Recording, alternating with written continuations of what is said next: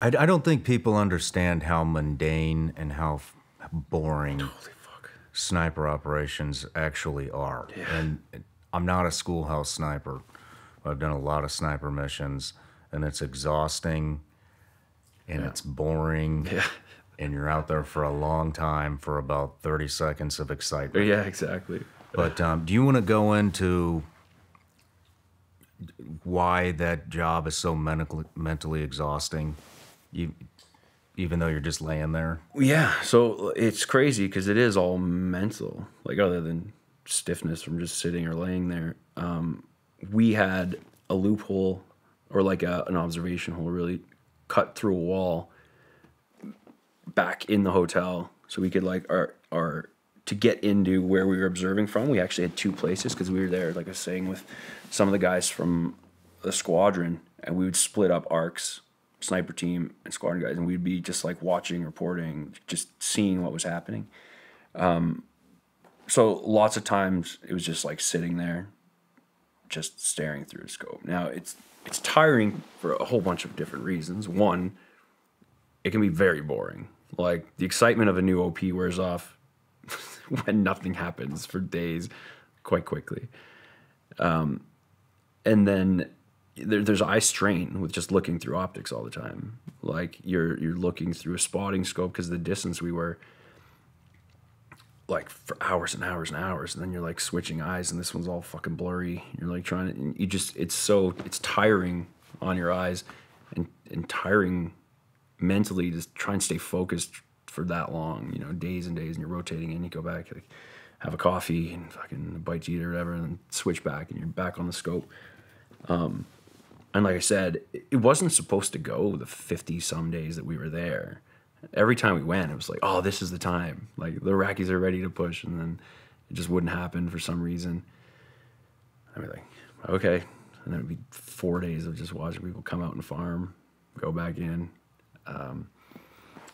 There was some drop, like airstrikes, that kept it a little bit interesting from time to time. What were some of the things you guys were seeing? So, I mean, just to paint this into a perspective, like if anybody's deer hunted, it's that boring, but you have to be more attentive because you're not just waiting for a deer to come out. There's already hundreds of deer out. Yeah. And you're waiting for this specific one. So you have to be on top of your game at all times, Yeah. or you're going to miss the one. You're going to miss your You know, and so it's not like you're just waiting for some movement. Yeah. You have to really Well, be and paying there's attention. tons of movement too, so you have to decipher. It's a city on the other side, so like we would see people come from this house, go farm, go back, drive around.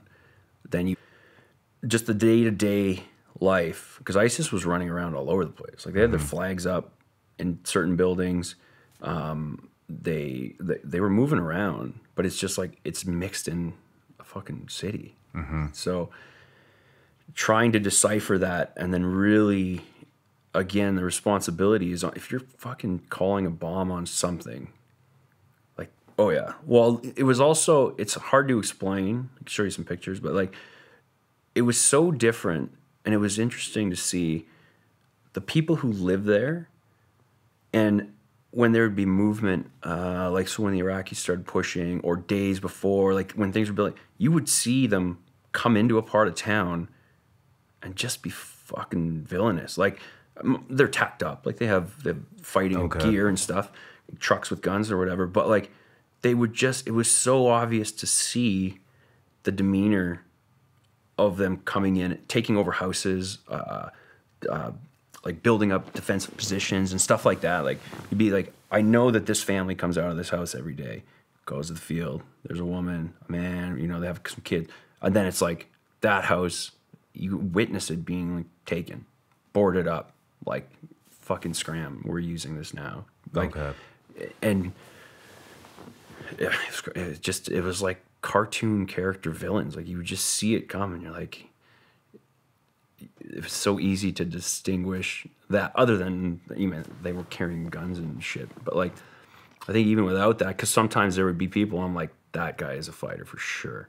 Just how he was acting, or you could tell.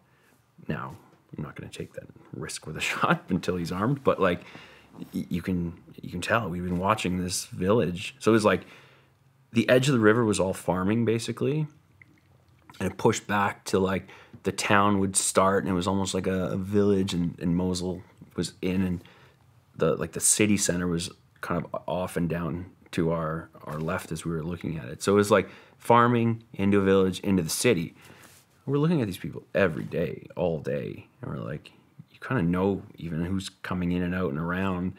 But like when the ISIS guys would roll in, it was just like, just so fucking villains. It was crazy. Hey everybody, I'm Sean Ryan. Click here to subscribe to the Sean Ryan Show YouTube channel for the hottest and most compelling interviews that you will not see anywhere else. I've also made a playlist of all the previous SRS episodes so they're easy to find. You can find that right here.